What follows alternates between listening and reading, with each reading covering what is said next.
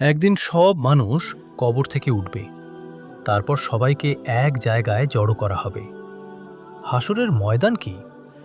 হাসরের ময়দান হলো সেই জায়গা যেখানে সব মানুষ একত্র হবে। সেখানে শুরু হবে আল্লাহর সামনে হিসাব। মানুষ সেই দিনে কেমন থাকবে? মানুষ খুব ভয় ও চিন্তায় থাকবে। প্রতিটি মানুষ নিজের পরিণতির অপেক্ষায় থাকবে। সূর্য তখন কত কাছে থাকবে? হাদিসে এসেছে সূর্য মানুষের খুব কাছে থাকবে।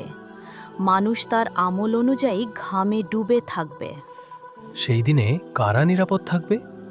যারা দুনিয়ায় আল্লাহকে ভয় করে চলেছে, আল্লাহ তাদের বিশেষ রহমতে ঢেকে রাখবেন।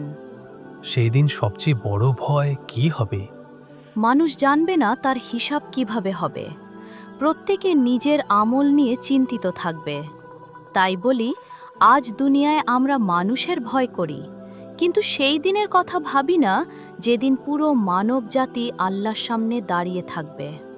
আমাদের কথাগুলো যদি ভালো লাগে অবশ্যই আমার চ্যানেলটা সাবস্ক্রাইব করবেন এবং ফেসবুক ও ইনস্টাগ্রামে ফলো করুন।